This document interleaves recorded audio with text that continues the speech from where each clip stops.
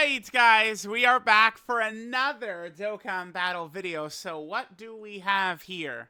What we have got is teasers. We have Global and JP are getting teasers. And it's very clear exactly what this is for. Actually, I made the tweet. Hold on, let me pull it up. All right, so here we go. This, of course, is what the teaser is. It's Super Saiyan 3 Goku firing off the Kamehameha at Fat BUU, right? Is kind of like what we're looking at right there. Now, I do think that this, to me, was fairly obvious. Like, I think some other people would have potentially brought up Majin Vegeta, because obviously he, points that finger out and shoots it at Fat BUU. I definitely think I would have thought Goku and Kamehameha right here. But I think Majin Vegeta and Fat BUU could have been one people would have thought. Potentially Kid Goku and Demon King Piccolo, right? Which I do think we should be getting a Dragon Ball Saga Celebration at some point. Because remember, we are going to get that free-to-play LR from the Dragon Ball story. So, like, that's going to happen sooner or later. But obviously, leaks are a thing. So it was already leaked that it is Super Saiyan 3 Goku and Fat BUU. I don't know. I'm uncertain really of how I feel about leaks, because it's kind of a very simple thing for me, right? For me, I would say I probably personally would prefer if there wasn't leaks and we kind of get like this info kind of like shown to us, and then like speculation can begin and stuff like that. I mean, people do tend to get very, like, kind of, like, toxic and stuff like that when it comes to, like, leaks and these discussions, right? Like, it's something that does always happen. But while I personally don't, like, I probably would prefer not to have them, I don't feel super strongly about it. And then, like, I mean, business-wise for me, I mean, leaks are obviously very good for business, right? Like making YouTube videos and shit like that. So that's why, like, this is a subject I kind of am more neutral, because it's like I do like actually like both sides of it. So like I don't really know too much what to say there. So we already know it's Super Saiyan 3 Goku and Fat BUU. There's also been a lot of discussion. Actually, I'm glad I always do make these tweets kind of like just like referencing these things that are currently going on, because it makes it much easier for like videos like this where I could just pull it up. Because as I've explained over and over and over and over again, I do always like to kind of show what I'm talking about rather than just talk about it. I think it's kind of like an easier thing. So a lot of discussion right now about Super Saiyan 3 Goku. This is very reminiscent to me of the fifth anniversary year of Dokkan 2020, right? So we get LR Blue Vegito, LR Blue Vegito for anniversary in January. Then we got LR STR Super Vegito in August. Well, on Global, it was basically back-to-back, like Drake, right? Like you go from, LR Vegito Blue in July into LR STR Super Vegito in August.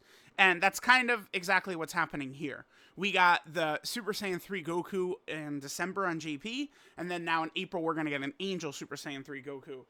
And then on Global, it's two Super Saiyan 3 Gokus in the same month. Now, I do understand why people would be upset about that, but if you're attacking this from a global perspective, Global does not have the massive 9th anniversary power creep at the moment. All those events, Supreme Battle Spectacle and all that stuff doesn't exist. So a lot of you guys aren't really too aware of how it did wipe away, like, all the teams again. Like, you could definitely win with huge struggles with a lot of these big teams, but there's really only a handful of teams that are actually like truly good, right? Like it's like, and even running a lot of these teams, that's, with the LR Gammas on board, you have UI or Evolution Blue Vegeta, you have Beast, you have these characters on these teams. It's good, I think, for them to build these teams back up. In particular, if we look at Angel Super Saiyan 3 Goku right here. So a lot of this should be the same for an Angel Super Saiyan 3 minus Super Saiyan 2 category. Like, do these guys have pretty much the exact same stuff? Not really. This guy doesn't have, like, Connected Hope and kind of like some other, like, different categories like that. So we'll see, right? But if you look at all of these teams, they don't really have like what I would consider kind of like a top tier leader at the moment. Um, Resurrected Warriors does have Hirudegarn, but I don't know. I wouldn't be dying to run double Hirudegarn with like, you know, a bunch of Goku. I don't know. Doesn't sound too enticing. Pure Science doesn't have a good leader. Transformation Boost has LR Broly. So that's boom. Right now, like if this guy is just going to be dropped into the game and I can't use him as a leader, Broly's team is probably where I would be thinking of using him. Goku's Family, Kamehameha, like all these teams don't have good leaders. Connected Hope, nope. Time Limit never got one. Mastered Evolution. That is an NO on that one. Like, you guys see what I'm talking about? Like, it's like someone will say, like, oh my god, like, we're doing it over and over and over with Gokus and stuff like that. But literally, none of these teams have good leaders. Like, at all. Like, at Power Beyond Super Saiyan, you know, this character, but, you know, this character, Super Trunks LR Super Saiyan 4 Goku, with the just absolutely dreadful transformation conditions, and you could easily, those three characters could easily be killed in their weaker base forms. So it's like, we're not dying to run them. Earthbred Fighters, again, has, you know, hold on. Oh, no, we're good. Okay. Earthbred Fighters has got like 23rd World Tournament Goku and Yamcha. They don't hold up anymore, especially if you're running double 23rd World Tournament Goku. Like, it could be very, very bad. And then Bond of Parent and Child also doesn't have a leader. So it's like, that's one of these things where people just go, oh, no, the Super Saiyan 3 Goku is dumb. But, like, if you actually look a little bit, you know, deeper into it, it's not really that big of a deal. Now, if we talk about, well, I mean, I guess besides personal preference, like, if you're someone who doesn't like Super Saiyan 3, like, you'd be upset, I guess. But, I mean, that could apply to literally any character at all.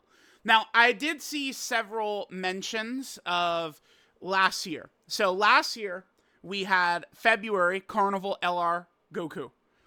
April, Dokkan Fest 23rd World Tournament Goku. And then June, Yellow Coin LR Goku. People said, how is this different to that? Well, the answer to that is that last year, all three of them were base form Gokus. Boom, boom, boom. So none of them worked well together. They didn't link together. They did have a little bit of different teams, right? Like the one who really sucked, the Turles Movie Goku, was on Movie Hero. Obviously, the Carnival Goku is on Power of Wishes, which is the main spot we would have used him.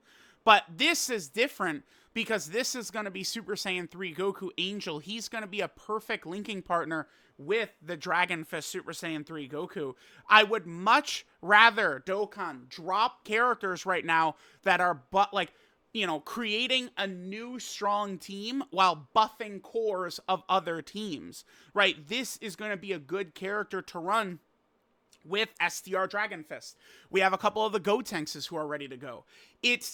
People will cry all day long. Feel free.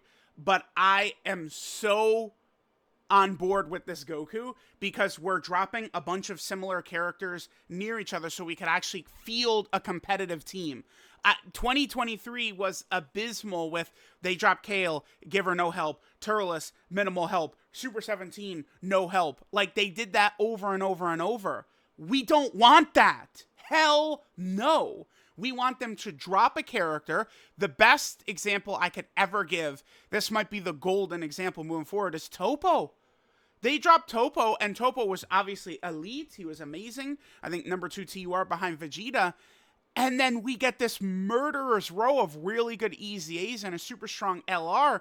And it's like, Toppo is like, with Ginyu on the team, Toppo is like better than Vegeta, man. Like, with Ginyu on the team, yeah. Like, it's different. Toppo's stats are, like, buff to hell between Ginyu and the Toppo and Pride Trooper. It's crazy. It's crazy. But it's like any character could have that type of impressive jump or look as good as Toppo does. Vegeta could get it. A lot of characters could get it. But they don't do this ever. I don't know why they chose Toppo to get, you know, the stroking celebration where they give him an LR who literally exists to buff Toppo to hell. I can't explain it. I can't explain why they did that, but they did it. They did it. So, you know, I would much rather we, you know, gear more towards Toppo than towards Frieza, right? Frieza drops. He gets Dodoria, who's mid. Dodoria is like solid-ish. Not really good, not really bad. Mid.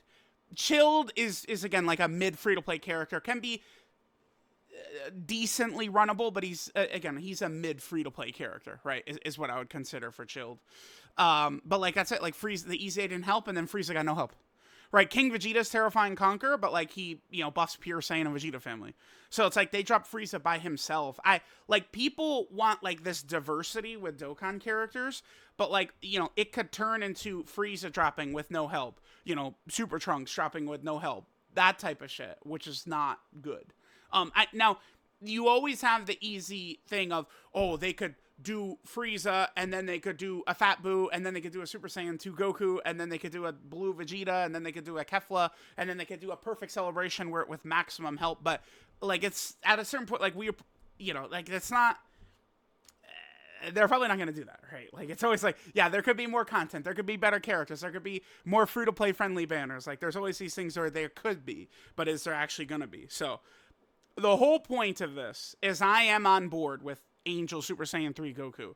Now, from this point, though, if we get a third Super Saiyan 3 Goku in the next couple of months, yeah, I'm not really going to be so high on that. And then, I mean, I haven't really talked much about Fat BUU here. Fat BUU is going to be great because Fat BUU, we actually have gotten, again, so like both of these characters, Angel Super Saiyan 3 and Fat BUU, are coming into the game with a bunch of pieces that have recently been added that should help them out as well, right? So then Fat BUU, 21 will be a decent option for the team. This guy's a top 10 unit in the game. And then we have Mr. BUU, who is probably the best World Tournament EZA ever. Is he? He's in the discussion. LR Piccolo was really good the day he came out. But Mr. BUU is like really nuts. So it's like we've got them, they drop Super EZA Kid BUU, and then we have a really dominant Dokkan Fest Fat BUU, and Majin Power will be a good team in the blink of an eye, right? Like these really small niche teams like Special Pose, Majin Power, Dokkan has proven time and time again, they literally can take a team and just make them really crazy within a very short amount of time. So I am really on board. By the way, Fat BUU is one of the characters who did really deserve a Dokkan Fest who did not have one as well. Fat BUU needed a Dokkan Fest. I'm on board with that. We still have several big villains who don't have one. Slug, Baby, Demon King Piccolo, right? There's a lot of villains that we could still get like Dokkan events and villains to come out. My main priority move, like I really want Dokkan Fest characters to be supported because that's like the lifeline of the game. The main blood of the game is the Dokkan Fest exclusives. So, after Golden Week, like for like June, I would really love to see some sort of Terrifying Conqueror character definitely show up. Also, remember that 2024, I think is at least a little bit probably going to be the year of super bosses. So I do think we're going to be repeatedly going back to super bosses characters. Even during the Topo celebration, we did get Physical Ribrianne, who would be a decent super bosses buff with LR Ribrianne and Kefla. Kefla's not out on JP yet, but those three on a super bosses team are very effective with each other and would be very powerful. So let me know what you guys think. If you're upset that there's Super Saiyan 3 Goku coming, I have not seen anyone complain about Fat BUU. I mean, now that we're about to be 10 years in, and Fat BUU getting a Dokkan Fest, I think there's nothing wrong with that. I do think that this is a very exciting moment. There's a good chance that this will be one of those situations where a lot of people are upset because it's another Super Saiyan 3 Goku. We just had one. But then they see, like, his transformation animation, which should be the iconic transforming into Super Saiyan 3. I think that would be his intro, is my guess. That shit would be super crazy. Because if they do that, if they make that his intro, right? So he's just a Super Saiyan 3 Angel Goku start of turn. And then they EZA this guy. He's Super Saiyan 2 Goku Angel. And then we have the Dokkan Fest Super Saiyan 3 Goku to the Dragon Fist from December. And that's a core of a team right there. Right, and then who knows if he leads like Earthbred Fighters, like we could have Beast and AJLUI into the team, and bam, like we're it's a crazy team. So again, I'm in favor of this, but let's see what kits look like and stuff like that. We'll see how things could go. Let me know what you guys think of the official kind of like teasers for Super Saiyan 3 Goku and Fat BUU. Thanks guys for watching, and I'll catch y'all next time.